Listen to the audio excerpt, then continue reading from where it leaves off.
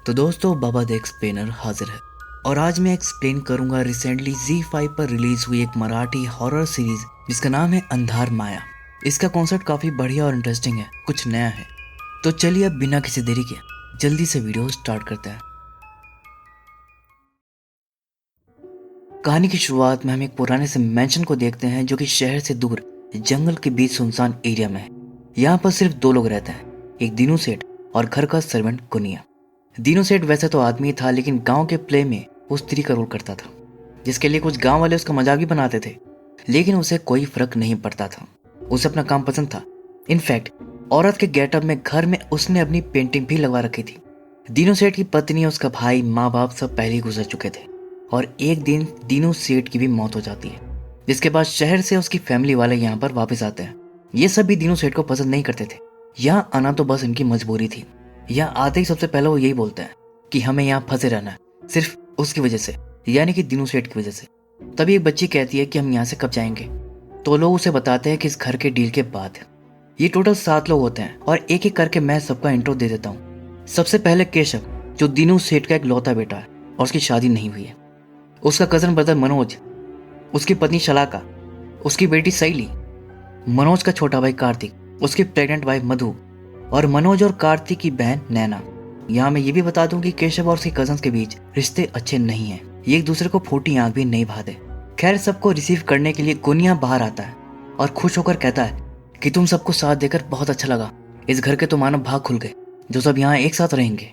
लेकिन दूसरी पल गुनिया देखता है कि केशव और उसके कजन्स में अभी भी लड़ाई है। वो तो एक दूसरे से नजर भी नहीं मिला रहे थे और ताना भी मार रहे थे, जिस पर गुनिया कहता है कि तुम लोग नहीं बदलोगे। अंदर पहुंचकर गुनिया सबसे कहता है कि चलो दीनू सेठ की अंतिम विधि के बहाने सब साथ तो आए।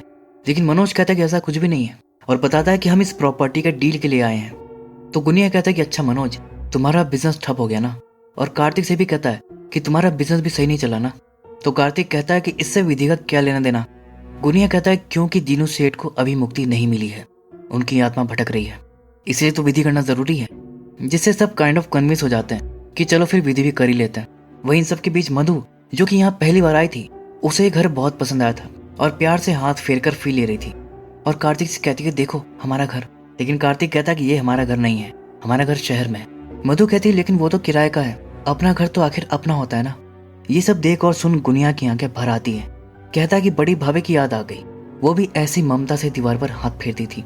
इसके बाद सब अलग अलग रूम में जाने लगते हैं। कार्तिक मधु को लेकर ऊपर वाले रूम में जाने लगता है, लेकिन गुनिया मना कर देता है कि यार इसकी हालत देखो, और उन्हें नीचे वाले बड़े रूम में भेज देता है। फिर बाकी सब भी इधर उधर शिफ्ट हो जाते हैं और लास्ट में बचता है केशव।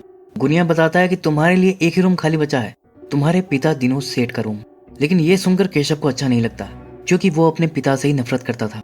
दूसरी तरफ मनोज और शलाका को देखते हैं। इनकी बातों से हमें पता चलता है कि मनोज ने अपने ससुराल से उधार लेकर बिजनेस शुरू किया था, जो नहीं चला और पैसे डूब गए। फिलहाल दोनों के बीच रिश्ते भी ठीक नहीं चल रहे, बात तलाक तक पहुंच चुकी थी। शलाका मनोज से कह रही थी कि मैं यहाँ ज्यादा दिन नहीं रुकूंगी, 2 दिन के अंदर प्रॉपर्टी की डील करके अपना हिस्सा निकालो और मेरे डैड के पैसे लौटा दो, उसके बाद तुम्हारे रास्ते अलग, मेरे अलग। मनोज कहता है लेकिन विधि भी तो करनी है, उसमें 3 दिन तो लग जाएंगे। लेकिन शलाका कहती है कि मुझे इससे कोई लेना देना नहीं है। लेकिन सैली भी वहीं पर थी, इसलिए मनोज कहता है कि इस बारे में बाद में बात करेंगे। लेकिन शलाका कहती है कि अब वो बच्ची नहीं है, सब समझ सकती है। और तभी सैली की सांस फूलने लगती है, तो शलाका तुरंत उसे इनहेलर लाकर देती है और तब हमें पता चलता है कि सैली को अस्थमा है। दूसरी तरफ कार्तिक मधु को दीनू सेठ के बारे में बता रहा था कि वो प्ले में स्त्री का रोल करते थे और मजाक बना रहा था। लेकिन मधु को यह खराब लगता है। वो उसे समझाती है कि मरे हुए का ऐसे मजाक नहीं बनाते, और वो तो तुम्हारे अपने चाचा थे। तो कार्तिक कहता है कि उसी की वजह से हमें यहाँ आना पड़ा, उसे घर नहीं बेचना था। मधु कहती तो मत बेचो, इसे उनकी आखिरी इच्छा समझकर पूरी कर दो। असल में मधु को यह घर पसंद आ गया था और उसे यही रहना था।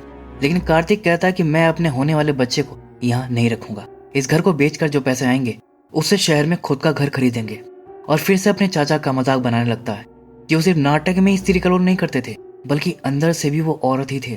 घर में भी वो साड़ी पहनकर घूमते रहते थे। और केशव का भी मजाक बनाता है कि वो ऊपर से मर्द दिखता है, लेकिन अंदर से वो भी औरत ही है। आखिर जीन्स तो सेम ही है ना। बाहर खड़ा केशव सब सुन रहा था और ये कोई नई बात नहीं थी। सब शुरू से केशव के पिता की वजह से उसका मजाक बनाते आ रहे हैं। यहाँ तक कि इनके पिता दीनू सेठ के भाई भी उसका मजाक बनाते थे। इसलिए केशव अपने ताऊजी और कजन्स सबसे चिढ़ता है और अपने पिता से भी वो गुस्सा है।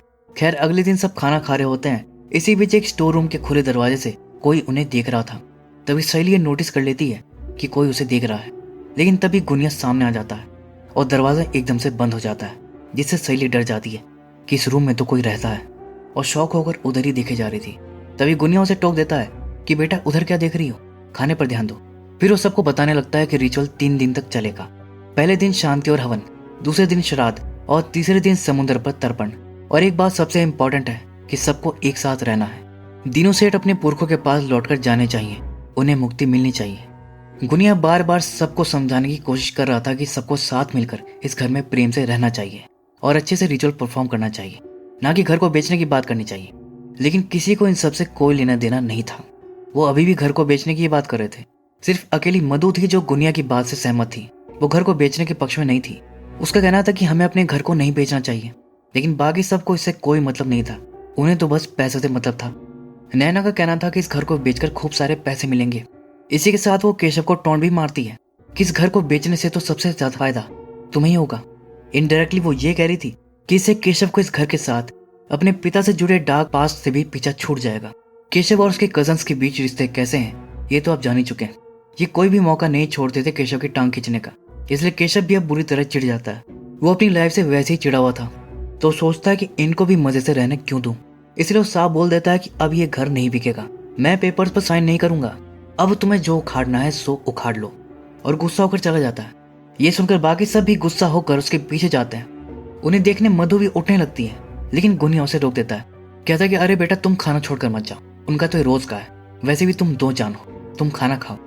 दूसरी तरफ बाकी सब केशव के पीछे से बोलते हैं कि हम भी देखते हैं कि तू हमें ये घर बेचने से कैसे रोकता है। वैसे ये तो वो बस गुस्से में बोल दिए थे, लेकिन इसका कोई मतलब नहीं था, क्योंकि केशव का हिस्सा बड़ा था। उसकी सहमति के बिना वो घर बेच ही नहीं सकते थे। खैर रात में सब सो रहे होते हैं, तभी नैना को किसी बच्चे की रोने की आवाज सुनाई देती है, जिससे नैना चौंक जाती है, क्योंकि घर में सिर्फ एक बच्ची थी, शैली, लेकिन ये किसी लड़के की आवाज लग रही थी। तो नैना बाहर देखने जाती है। वो नोटिस करती है कि आवाज स्टोर रूम से आ रही थी, तो वो स्टोर रूम की तरफ जाकर खिड़की से झांकने लगती है। लेकिन इससे पहले कि वो कुछ देख पाती, पीछे से अचानक गुनिया आकर उसे चौंका देता है, जिससे वो डर जाती है। गुनिया पूछता कि क्या हुआ, आधी रात को ऐसे भूत की तरह क्यों भटक रही हो। नैना बताती कि मैंने किसी के रोने की आवाज सुनी थी। तो गुनिया कहता कि दीनू सेठ होंगे, उन्हें मुक्ति नहीं मिली, मैंने बताया था ना, इसलिए तो अच्छे से विधि करनी है। लेकिन नैना कहती कि अरे वो छोटे बच्चे की आवाज थी। तो गुनिया क्या कहता है कि दीनू सेठ भी तो कभी ना कभी बच्चे ही थे ना। गुनिया की बातों से नैना थोड़ी डर जाती है और वहां से चली जाती है। फिर अगले दिन रिचुअल स्टार्ट होता है। इसी दौरान शैली को लगता है कि अब स्टोर रूम की खिड़की से कोई उसे देख रहा है। तभी इतने में हवन के धुएं से उसे खांसी होने लगती है, तो मधु उसे वहां से बाहर लेकर चली जाती है। फिर इसके बाद हम गुनिया को उसी स्टोर रूम में जाते हुए देखते हैं, और वहां पर एक बच्चा छुपा हुआ था। यही बच्चा शैली को छुप कर देखता है, और रात को रोने की आवाज भी इसी की आ रही थी।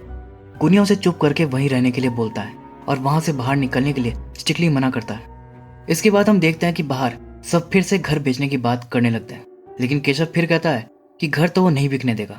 तो कार्तिक उसे धमकी देने लगता है कि देख ज्यादा नौटंकी मत कर, नहीं तुम्हें पता है कि हमें क्या करना है। जिससे केशव बहुत गुस्से में आ जाता है और कहता है तो क्या करेगा बता। और इसी बात पर केशव और कार्तिक दोनों का झगड़ा होने लगता है। तभी गुनिया ने रोकता है कि बस करो, झगड़ा मत करो। तभी शैली की चीखने की आवाज आती है, तो सब तुरंत उसे देखने जाते हैं। शैली उसी स्टोर रूम में मिलती है और वो बहुत डरी हुई थी। सब उसे पूछते हैं कि बेटा क्या हुआ तुम्हें। तो वो सामने खिड़की की तरफ पॉइंट करके बताती है कि मैंने वहां किसी लड़के को देखा, लेकिन मनोज और कार्तिक को वहां कोई भी दिखाई नहीं देता। इसलिए वो कहते हैं कि तुम्हें वहम हुआ होगा, और शैली को लेकर वहां से चले जाते हैं। लेकिन वो लड़का बाहर ही छुपा हुआ था। सबके जाने के बाद वो खिड़की से झांकता है कि सब चले गए। खैर इसके बाद हम गुनिया और नैना को कुएं के पास देखते हैं। गुनिया बता रहा था कि इसी कुएं में कूद कर दीनू सेठ ने अपनी जान दी थी। जिसके बाद हमें फ्लैशबैक में दिखाया जाता है कि एक बार प्ले के दौरान एक ठरकी आदमी की नजर दीनू सेठ पर पड़ जाती है और वो उसके साथ जबरदस्ती गलत काम करता है। जिसके बाद दीनू सेठ रोता हुआ घर वापस लौटता है और इस जिल्लत के चलते कुएं में कूद कर अपनी जान दे देता है। लेकिन गुनिया इसे आत्महत्या नहीं हत्या बताता है। उसका कहना था कि समाज ने मिलकर दीनू सेठ की जान ली है, क्या गलती थी बेचारे की, लड़की का रोल ही तो करता था ना। इसका मतलब ये तो नहीं कि वैसा ही था, सबने बहुत सताया उसे, लेकिन मौत के बाद उसके चेहरे पर एक अलग ही टाइप की शांति देखी थी मैंने। ये सब बताते बताते गुनिया तो भावुक हो जाता है, लेकिन नैना को कोई फर्क नहीं पड़ता, जैसे उसमें इंसानियत नाम की कोई चीज नहीं थी। वो तो ये पूछने लगती है कि लाश पर जो गहने थे उसका क्या हुआ। तो गुनिया क्या कहता है कि दीनू सेठ से ही पूछ लेना, उन्हें मुक्ति थोड़ी ना मिली है, वो अभी भी यही है। और बताता है कि रोज आधी रात को कुएं में धड़ाम से कूदने की आवाज भी आती है। दूसरी तरफ केशव अपने पिता का बक्सा खोलता है जिसमें उसकी मम्मी की साड़ियां रखी थी, लेकिन उसकी माँ तो जल्दी चल बसी थी। उनकी साड़ियां फिर उसके पिता ने ही पहनी है। तभी नैना वहां पर आती है और चिकनी चुपनी बातें करके उसे घर बेचने के लिए मनाने की कोशिश करती है और समझाती है कि इसमें तुम्हें ज्यादा फायदा होगा, बड़ा हिस्सा तो तुम्हें ही मिलेगा। लेकिन केशव बोल देता है कि वो घर नहीं बेचेगा। इसी बीच उसके मुंह से निकल जाता है कि मेरी माँ वैसे भी मेरे लिए बहुत कुछ छोड़कर गई है। ये सुनते ही नैना की आंखों में चमक सी आ जाती है कि ये पक्का गहनों की बात कर रहा है। वो समझ जाती है कि गहने घर में ही कहीं होंगे। फिर रात में केशव सब साड़ियां जला देता है और याद करने लगता है कि कैसे बचपन में उसके कजन्स यही साड़ी उसे पहनाकर उसका मजाक बनाया करते थे। इन्हीं यादों को वो इस साड़ी के साथ जलाना चाहता था। दूसरी तरफ सोते वक्त सहेली की आंख खुलती है तो क्या देखती है कि वही लड़का उसे छत से देख रहा था, तो डर के मारे वो चादर में छुप जाती है। इधर नैना केशव पर नजर रख रही थी और केशव को गहने छुपाते हुए देख लेती है। इसके बाद केशव सोने चला जाता है, लेकिन तभी उसे पायल की छन छन की आवाज सुनाई देती है, तो उठकर बाहर देखने जाता है और इतने में नैना आकर वो सब गहने चुरा लेती है। इधर केशव को पेड़ के पास से कोई गुजरता हुआ दिखाई देता है। वो भागकर तुरंत देखने जाता है, लेकिन तभी अचानक से गुनिया वहां आ जाता है और पूछता है कि इस समय तुम यहाँ क्या कर रहे हो। केशव कहता है कि मैंने यहाँ पर किसी को देखा था, लेकिन गुनिया कहता है कि अरे यहाँ कोई नहीं है, मैं ही हूँ, तुम्हें भ्रम हुआ होगा, जाओ जाकर सो जाओ। फिर केशव वहां से चला जाता है। असल में केशव ने उसी बच्चे को देखा था जिसे गुनिया ने पेड़ के पीछे छुपा लिया था। अब ये रहस्यमय बच्चा कौन है और गुनिया इसे क्यों छुपा रहा है, इसका पता तो हमें आगे ही चलेगा। खैर दूसरी तरफ नैना सब गहने पाकर बहुत खुश हो रही थी और पहन वहन कर देख रही थी। फिर अगले दिन केशव को पता चल जाता है कि गहने चोरी हो गए हैं, जिसका इल्जाम वो मनोज और कार्तिक पर लगाने लगता है। तो मनोज कहता है कि तुम्हें गलत फहमी हुई है, हमने कुछ नहीं किया, हमें तो पता ही नहीं कि गहने है भी कि नहीं और कहाँ रखे हैं। तभी मधु कहती कि भैया शांत हो जाइए और आराम से सोचकर बताइए कि क्या आपने गहने के बारे में किसी को कुछ बताया था। तो केशव को तुरंत याद आ जाता है कि वो गहने के बारे में नैना से जिक्र किया था, कल से वो मेरे पीछे पड़ी थी, पक्का गहने वही चुराई है। और फिर उसे पता चलता है कि नैना गायब थी और उसका सामान भी नहीं था, जिससे वो समझ जाता है कि नैना गहने लेकर भाग गई है। वो तुरंत जाकर सबको ये बता देता है कि देखो तुम्हारी बहन ने क्या कांड किया है। तो शलाका कहती कि वो ज्यादा दूर नहीं गई होगी, जाओ सब जाकर देखो। फिर सब उसे आसपास के एरिया में देखने जाते हैं। इन सब के बीच सहेली अकेली झूला झूल रही थी। तभी वहां पर वो किसी को देखकर डर जाती है और सीन यहीं पर कट हो जाता है। फिर नैना को ढूंढने की नाकाम कोशिश करने के बाद सब लौटते हैं तो पता चलता है कि अब सहेली गायब हो गई है और सब परेशान हो जाते हैं। दूसरी तरफ सहेली को देखते हैं जो जंगल में बैठी थी और उसके साथ वही लड़का था जो पत्ते हटाकर जमीन पर बनी ड्राइंग्स दिखाकर उसे कुछ बताना चाह रहा था। इतने में सहेली को ढूंढते हुए बाकी सब इधर ही आ जाते हैं। तब सहेली सबको उस लड़के के बारे में बताने लगती है, लेकिन अब वो वहां पर नहीं था, वो गायब हो चुका था। तभी गुनिया कहता है कि अरे इसे तुरंत अंदर लेकर जाओ, बहुत रूहें घूमती हैं यहाँ, कोई कब्जा कर लेगी इस पर। तो सब उसे वहां से लेकर चले जाते हैं। तब वो लड़का बाहर आता है जो पेड़ के पीछे छुप गया था। इसके बाद गुनिया केशव से अकेले में बात करता है, उससे कंफर्म करता है कि तुम इस घर को बिकने तो नहीं दोगे ना। केशव साहब बोल देता है कि उसका स्टैंड नहीं बदलने वाला, ये घर नहीं बिकेगा, लेकिन मैं इस घर में नहीं रहूंगा, ये घर खाली रहेगा। गुनिया को ये खराब लगता है कि तुम लोग कैसे अपने घर को पराया कर देते हो। दूसरी तरफ शलाका का सब्र का बांध टूट गया था, क्योंकि केशव घर बेचने के लिए राजी नहीं हो रहा था और अब उसे कोई उम्मीद भी नहीं थी। सो अब यहाँ पर और रुकने का भी कोई मतलब नहीं था, इसलिए वो मनोज को वहां से चलने के लिए बोलती है। लेकिन मनोज कहता है कि अभी नहीं जा सकते, विधि बची है और नैना को भी तो खोजना है। लेकिन शलाका नहीं मानती और झगड़ा करने लगती है। मजबूरन मनोज को उसकी बात माननी पड़ती है और दोनों वहां से निकलने लगते हैं। लेकिन तभी घर का एक भारी हिस्सा टूटकर दोनों के ऊपर गिर जाता है, जिसके नीचे दोनों दब जाते हैं और सहेली के सामने ही दोनों की मौत हो जाती है। फिर रात में दोनों की चिता को अग्नि दी जाती है। सब एकदम शौक में थे कि सब क्या हो गया। सहेली तो अपने माँ बाप को खो दी थी, उसका तो रो रो कर बुरा हाल था। सब उसे संभालते हैं और वहां से लेकर चले जाते हैं। तभी हम उस लड़के की ड्राइंग को भी देखते हैं जिसमें मनोज और शलाका जिस हादसे में मरे थे वही ड्रॉ किया हुआ था। यानी इस लड़के को पहले से पता था कि ये होने वाला है, यही वो सहेली को बताना चाहता था। खैर अगले दिन हम देखते हैं कि सहेली की तबीयत खराब हो गई थी। कार्तिक और मधु उसका ध्यान रख रहे थे और वो फैसला करते हैं कि सहेली को अब वो अपने साथ ही रखेंगे, अपनी बेटी बनाकर। रात में मधु सहेली के पास बैठी बैठी ही सो गई थी। तभी सहेली उठ जाती है और उसकी तबीयत ठीक लग रही थी। तभी उसे लगता है कि बेड के नीचे कोई है और वहां पर वही लड़का था। वो उसे कुछ बताना चाह रहा था और अपने साथ बाहर चलने के लिए कहता है। लेकिन सहेली बाहर जाती है तो रास्ते में गुनिया उसे रोक लेता है और पूछता है कि कहाँ जा रही हो। तो सहेली बताती है कि उसने मुझे बुलाया। गुनिया समझ जाता है कि उस लड़के के बारे में बात कर रही है, इसलिए वो बात घुमा देता है और कहने लगता है कि देखो तुम्हें कोई कुछ भी कहे, यहाँ से कभी मत जाना, इस घर में ही रहना। लेकिन सहेली कहती है कि मैं यहाँ नहीं रहूंगी, मुझे यहाँ डर लगता है। तो गुनिया कहता है कि अरे अपने घर में कैसा डर, और वैसे भी अपनों को छोड़कर कोई जाता है क्या। और सामने पॉइंट करके उसके माँ बाप को दिखाता है और मासूम सहेली बिना कुछ सोचे समझे दौड़ी दौड़ी जाकर उन्हें हकड़ लेती है। लेकिन दूसरी पल सहेली के हाथ पर खून लग जाता है और उसे समझ आता है कि वो दोनों जिंदा नहीं है बल्कि भूत हैं। वो सहेली को अपने पास बुलाने लगते हैं और कहते हैं कि बेटा अब हम साथ रहेंगे इसी घर में। लेकिन डर के मारे सहेली बेहोश होकर गिर जाती है। फिर सीन यहाँ से कट होता है, जिसके बाद हम देखते हैं कि सहेली की तबीयत फिर खराब हो गई थी और मधु उसका ध्यान रख रही थी। दूसरी तरफ केशव गुनिया को बताता है कल वो यहाँ से निकल जाएगा। गुनिया उसको समझाता है कि मत जाओ, इस घर को तुम्हारी जरूरत है। लेकिन वो नहीं मानता। रात में केशव को फिर से पायल की छमछम सुनाई देती है। वो तुरंत उठकर बाहर देखने जाता है। तभी कार्तिक उसे जाते हुए देख लेता है तो वो भी उसका पीछा करता है। इधर केशव उस साये का पीछा करता हुआ जंगल की तरफ चला जाता है जिसने साड़ी पहनी हुई थी, और फिर वो कुएं के पास जाकर खड़ा हो जाता है। केशव समझ जाता है कि ये उसके पिता दीनू सेठ की आत्मा है और उन्हें कोसने लगता है कि आप मेरा पीछा छोड़ क्यों नहीं देते, आप मुक्त हो जाइए और मुझे भी मुक्त कीजिए। आपके काम की वजह से मैंने जिल्लत भरी जिंदगी जी है, इसकी वजह से मैंने शादी भी नहीं करी। ये बोलते बोलते वो बहुत गुस्सा हो जाता है और कहता है कि अब आप नहीं गए तो आपको इसी कुएं में धक्का देकर मार दूंगा, और जोश में कुएं की तरफ भागता है। लेकिन दीनू सेठ हट जाता है और केशव भी कुएं में गिरकर मारा जाता है। और तब यहाँ पर शॉकिंग ट्विस्ट रिवील होता है कि वो दीनू सेठ की आत्मा नहीं थी बल्कि गुनिया ही दीनू सेठ बनकर घूम रहा था। और कहता है कि मैंने कितनी बार मना किया कि मत जाओ मत जाओ, लेकिन तुम नहीं माने। अब इस घर से कोई नहीं जाएगा, मैं किसी को जाने नहीं दूंगा। मनोज और शलाका की मौत कोई एक्सीडेंट नहीं थी, असल में गुनिया ही सबको मार रहा था जो भी घर से जाने की बात कर रहे थे। लेकिन पीछे से कार्तिक ये सब देख और सुन लिया था और डर के मारे गिरता पड़ता वो मधु के पास जाता है और सब बताने लगता है। लेकिन इससे पहले गुनिया वहां जाता है। फिर केशव से कुछ भी बोलने में नहीं बनता। यहाँ आते वक्त केशव के पैर में चोट भी लग गई थी, जिस बहाने से गुनिया उसे कहता है कि कितनी बार कहा है कि रात में मत घुमा करो, देखो अब चोट लग गई, और उसे लगाने के लिए लेप देता है। फिर मधु उसे लेप लगाने लगती है और कहती है कि हम इस घर को नहीं छोड़ेंगे, हम यही रहेंगे। ये सुनकर गुनिया खुश हो जाता है। गुनिया कहता है कि बहुत अच्छे। सहेली ने भी यही सोचा है, वो भी यहीं रहेगी, और वहां से चला जाता है, जिससे कार्तिक घबरा जाता है कि उस सहेली को कुछ ना कर दे। मधु को कुछ भी आइडिया नहीं था कि क्या चल रहा है और कार्तिक के पास बताने का टाइम था नहीं। वो तुरंत सहेली को बचाने जाता है और मधु को वार्न करके जाता है कि जब तक मैं सहेली को लेकर ना आऊं दरवाजा बंद रखना, गुनिया के लिए भी मत खोलना। इसके बाद वो सहेली को घर में सब जगह ढूंढता है लेकिन वो कहीं नहीं मिलती।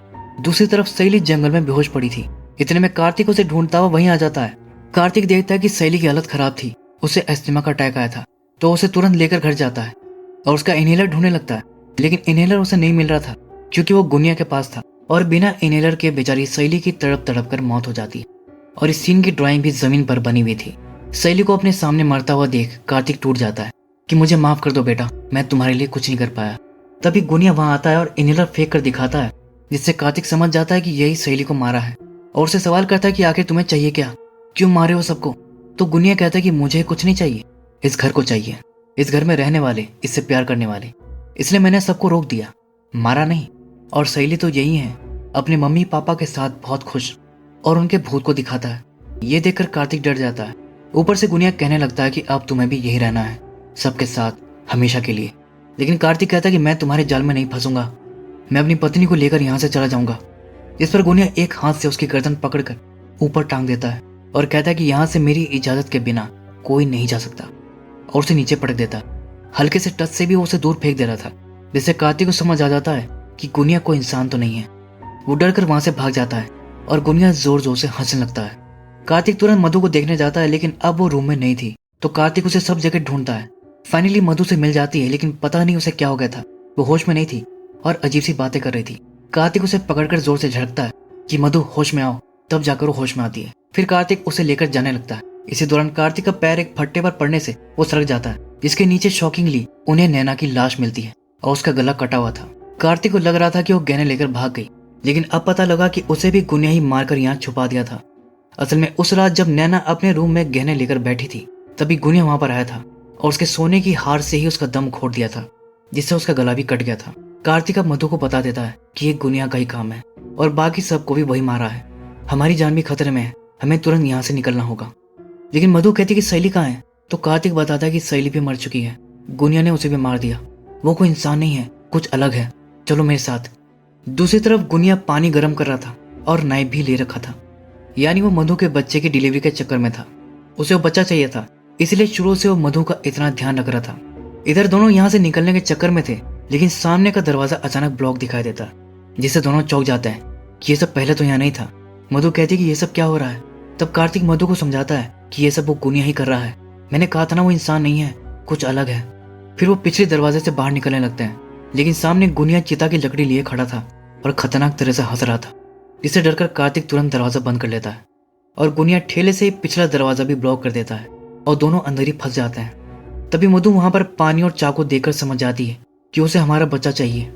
वो पैनिक कर जाती है और कार्तिक से कहती है कि प्लीज कुछ करो, हमारे बच्चे को कुछ नहीं होना चाहिए। कार्तिक उसे समझाकर किसी तरह शांत करता है और कहता है कि अभी वो अपनी तैयारी में लगाए ना, तब तक मैं जाकर दरवाजे के सामने सब सामान हटाता हूँ। और सेल्फ डिफेंस के लिए उसे एक हंसिया भी देकर जाता है। फिर एक तरफ गुनिया दोनों के लिए चिता तैयार कर रहा था, तो दूसरी तरफ कार्तिक दरवाजे के सामने से सब सामान हटा रहा था और बड़ी ही मुश्किल और मेहनत के बाद फाइनली वो दरवाजा खोलकर बाहर आ जाता है। लेकिन दूसरी तरफ मधु का सामना गुनिया से हो जाता है। मधु उसे हंसिया दिखाकर पीछे हटने के लिए कहती है, लेकिन वो नहीं रुकता और फिर वही सब बातें करने लगता है।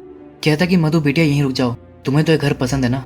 मधु उससे बहुत डर जाती है और अपने बच्चे को बचाने के लिए वो मान जाती है कि ठीक है मैं रुकूंगी। लेकिन ये मधु की चाल थी और बहाने से वो गुनिया को धक्का देकर रूम में बंद करके भाग जाती है। लेकिन इसी दौरान उसका वाटर ब्रेक हो जाता है। जैसे जैसे वो घर से बाहर आती है जहाँ कार्तिक पहले से खड़ा था, वो कार्तिक से कहती है कि बच्चे की डिलीवरी होने वाली है, मुझे तुरंत हॉस्पिटल लेकर चलो। लेकिन कार्तिक कहता है कि इसकी क्या जरूरत है, सब है ना हमारे यहाँ। जिसके बाद गाड़ी से सबके भूत बाहर निकलकर आने लगते हैं और तभी उसे पता चलता है कि कार्तिक भी मर चुका है और जिससे वो बात कर रही थी वो उसका भूत है। फिर सब मिलकर उसे घेर लेते हैं। मधु बहुत डर जाती है कि प्लीज मेरे बच्चे को कुछ मत करो। तभी गुनिया आकर कहता है कि अरे इन सबसे मत डरो, ये तो तुमसे मिलने आए हैं और अपने बच्चे की चिंता मत करो, उससे कुछ नहीं होगा, उसी के लिए तो ये सारा खेल रचा है। और खुश होकर बताता है कि मेरे मालिक आने वाले हैं। और तब जाकर उस मिस्टीरियस बच्चे का राज खुलता है कि वो असल में दीनू सेठ के पिता अनंत का पुनर्जन्म है, जिसे गुनिया अंतु सेठ कहकर बुलाता था। वही उसे एज अ सर्वेंट इस घर में लाए थे और मधु जिस बच्चे को जन्म देने वाली है वो यही लड़का अनंत है। इसलिए गुनिया कह रहा है कि मेरे मालिक आने वाले हैं। फिर गुनिया बच्चे की डिलीवरी करवाता है और मधु को भी मारकर सबकी चिता जला देता है और बच्चे को संभालता है। और दूर से डरा हुआ अनंत ये सब देखता है। अब आप सोच रहे होंगे कि ये क्या चक्कर है, अनंत अपने ही सामने अपना जन्म कैसे देख सकता है। तो उसके लिए मैं आपको शुरू से सारी बात बताता हूँ। गुनिया ने सबको जून 2010 में मारा था और गुनिया को इंसान नहीं था, वो भी भूत ही था। उसके भूत ने सबको मारा था और अनंत को पाल पोसकर बड़ा किया। और इस बात को 10 साल हो चुके हैं। गुनिया को पता है कि वो भूत है, लेकिन बाकी सबको नहीं पता है कि वो भूत है। उन्हें मुक्ति भी नहीं मिली है। हर साल सेम डे पर उनकी आत्मा फिर आती है और गुनिया उन्हें वैसे ही मारता है। और ये सब अनंत एक मूवी की तरह देखता है। वो बेचारा बच्चा अकेले इन भूतों के बीच फंसा हुआ है। 2010 से हर साल ये इवेंट रिपीट होता आ रहा है और अनंत ने जब से होश संभाला है वो ये सब देखता आ रहा है। फिर अगले साल यानी कि जून 2021 में ये सब फिर से रिपीट होता है। उनकी आत्माएं फिर से आती हैं और गुनिया बाहर निकलकर सबको लेने आता है। इसी के साथ ये सीरीज यहीं पर दी एंड हो जाती है। स्टार्टिंग में वो जो लाइन बोले थे कि हमें यहाँ फंसे रहना है सिर्फ उसकी वजह से, तब मतलब कुछ और था, लेकिन अब मतलब कुछ और हो जाता है। क्योंकि देखा जाए तो सब दिनों सेठ की मौत के बाद ही यहाँ आए थे और उसके बाद ही सब इस कर्ज में फंसे हैं। तो दोस्तों ये थी अंधार माया सीरीज की एक्सप्लेनेशन। उम्मीद है कि वीडियो आपको पसंद आई होगी। तो फिर मिलता हूँ अगली वीडियो में, तब तक के लिए take care and keep watching.